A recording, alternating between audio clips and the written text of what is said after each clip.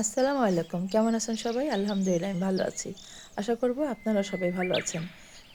দেশের বাইরের আমার সকল বন্ধু-বান্ধব, প্রিয় ভাই-বোন সবাইকে অনেক, অনেক ধন্যবাদ ভালোবাসা দিয়ে মোর রান্নায় চলে যাচ্ছে শীতের মধ্যে এরকম খোলা জালি পিঠা। একটু মাংস ভুনা হলে কিন্তু দারুণ জমে যায়। চলে আসেন আমার রান্নাঘরে পুরো ভিডিওটা দেখতে থাকেন। তাহলে অনেক টিপস অ্যান্ড ট্রিক্স পেয়ে যাবেন। পুরো ভিডিওটা দেখবেন। আমি বলব আমার পাশেই থাকবেন। লাইক, কমেন্ট করে ভালো লাগলে চ্যানেলের সাথেই থাকবেন। শুরু করে দিচ্ছি আমার মূল ভিডিওতে। এই শীতের মধ্যে এরকম পিঠা খেতে সবাই পছন্দ করি, তাই না? স্ট্রিট ফুডে তো খুব চলে। চলে আসেন, আমিও সেই সহজ পদ্ধতিটা দিয়ে দিব, কত সহজেই পিঠা বানাতে পারবেন। যারা ঘরে খান তারা তো খেতে মন ভরে খেতে পারবেন, যারা দোকানে খান তারা কিন্তু এরকম করে পিঠা বানালে কখনোই দোকানে আর খেতে ইচ্ছে করবে না, বাইরে খেতে ইচ্ছে করবে না। আমি 2 কাপের মতো চালের গুঁড়ি নিয়ে নিয়েছি। আর লবণ তো অবশ্যই পরিমাণ মতো দিবেন, যতটুকু লাগে ওইভাবে দেখে দেখে দিবেন। আর 2টা ডিম দিয়ে দিলাম।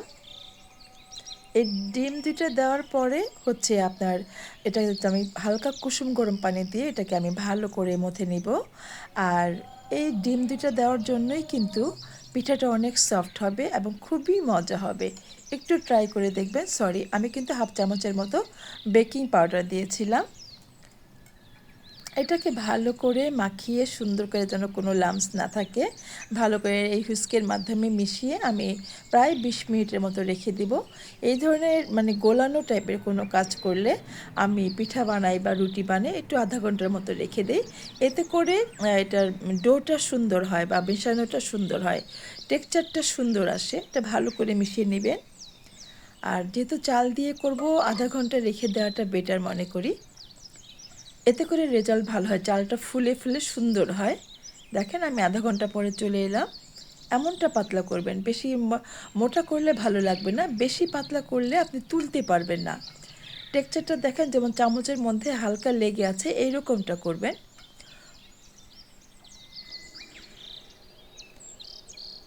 প্যানের মধ্যে তেল দিয়ে দিলাম, প্যানটা গরম করে কিন্তু তেল দিয়েছি। আর এই ধরনের ননস্টিকি প্যান নিলে কিন্তু আপনি এই খোলা জালি পিঠাটা খুব ভালো করে বানাতে পারবেন। এটা ছিটা পিঠা বা খোলা জালি পিঠা সেম টেস্ট, কিন্তু আপনি ইচ্ছে করলে হাতে দিয়ে ছিটা ছিটা দিয়েও বানাতে পারবেন, আবার এভাবে করেও কিন্তু খেতে পারেন। আমার তেল দিয়ে ব্রাশ করে নিয়ে আমি এটা টিস্যু দিয়ে পুরো তেলটাকে ঘষে ঘষে ফেলে দিব, তুলে নিব যাতে তেল না থাকে এটার মধ্যে, সেদিকে অবশ্যই খেয়াল রাখবেন।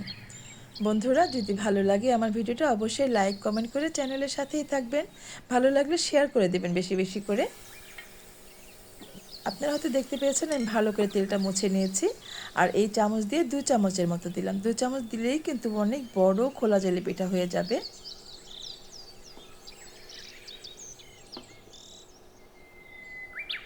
চুলার ফ্লেমটা মিডিয়াম আঁচে রেখেছি, বেশি কমানো যাবে না, তাহলে ভালো লাগবে না, এটা ভালোভাবে উঠতে চাইবে না, বেশি বাড়িয়েও দেওয়া যাবে না। মিডিয়াম আঁচে রাখবেন। আপনার চুলার ফ্লেম অনুযায়ী, আপনি চুলার হিট কীরকম সেই অনুযায়ী আপনাকে অবশ্যই এটা রাখতে হবে, খেয়াল রাখতে হবে। এই পর্যায়ে একটু ঢেকে রাখবো 4-5 মিনিটের মতো। 5 মিনিটের মতো রাখলে এটা কিন্তু সিদ্ধ হয়ে যাবে। এবং দেখেন কত সহজে উঠে গেল। এপাশ থেকে আমি একটু উল্টে দিলাম, দেখলাম যে এটা লাগে কিনা, না লাগেনি। দুপাশটাই সুন্দর হয়েছে, দেখেন তুলে নিলাম। এইভাবে ঝটপট কিন্তু আপনি খোলা জলি পিঠা বানিয়ে নিতে পারবেন। সেই টিস্যুটা দিয়ে আমি আবার একটু মুছে নিলাম। কত সহজে বাসায় খোলা জলি পিঠা বানিয়ে খেতে পারবেন। কি আপনার এইভাবে বাসায় খেলে বাইরে কখনোই আপনার খেতে ইচ্ছে করবে না। আর দারুণ মজা, বাসায় খাবারের জিনিসের তুলনা হতে পারে না। একেবারে অথেন্টিক নিজের হাতে করা, তাই না? এভাবে আমি বলবো আপনারা সহজে করে খাবেন, সকালের নাস্তায়, শীতের মধ্যে অথবা বিকালের নাস্তায় দারুণ জমে যাবে। 4-5 মিনিটের মতো রেখে দিলে কিন্তু এটা হয়ে যায়। হয়ে গেছে। খুব সহজেই কিন্তু আমি পিঠাগুলোকে বানিয়ে নিয়েছিলাম। বন্ধুরা, আমার ভিডিওটা আপনাদের কাছে কেমন লাগে? যদি ভালো লাগে অবশ্যই লাইক কমেন্ট করে চ্যানেলের সাথেই থাকবেন। ভালো লাগলে আমাকে বলবেন, মন্দটাও বলবেন, ভালোটাও বলবেন। আমি সবসময় সহজ করে দেখানোর চেষ্টা করি। আমি সেই টিস্যুটা দিয়ে কিন্তু আবার মুছে নিলাম। ওটার মধ্যে তেল একটু লেগে আছে, আর তেল দিতে হবে না বারবার, ওটা দিয়ে মুছে নিলেই কিন্তু হয়ে যাবে। আর 2 চামচের বেশি দিবেন না। দেখেন কত বড় হয়েছে আমার পিঠাটা।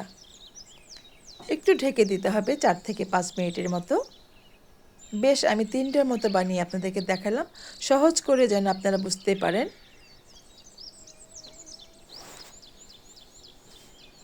কত সহজে, কত ঝটপট আমি পিঠাগুলো তুলে নিলাম।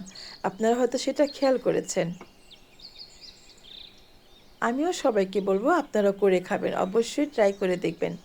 এটা কতটা মজার হয়েছে।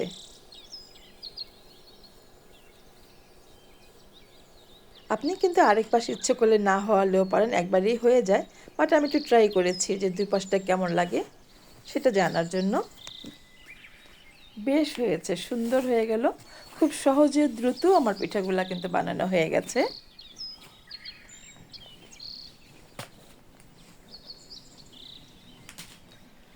আমি একটু সার্ভ করে নিলাম।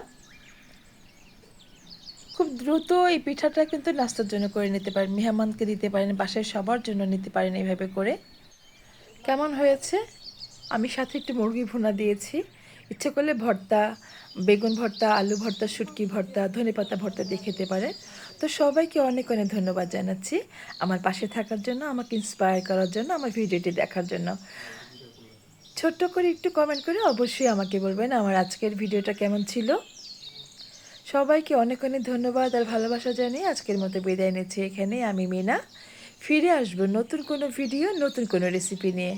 ওই যে আমার বাবু চলে আসছে খাওয়ার জন্য, আর আমি খেয়েই তারপরে ভয়েস দিয়েছি। দারুণ টেস্টি ছিল, দারুণ মজা ছিল। আমি বলবো আপনারাও ট্রাই করবেন। সবাইকে অনেক অনেক ধন্যবাদ, ভালোবাসা দিয়ে বিদায় নিচ্ছি। সবাই ভালো থাকবেন। আল্লাহ হাফিজ।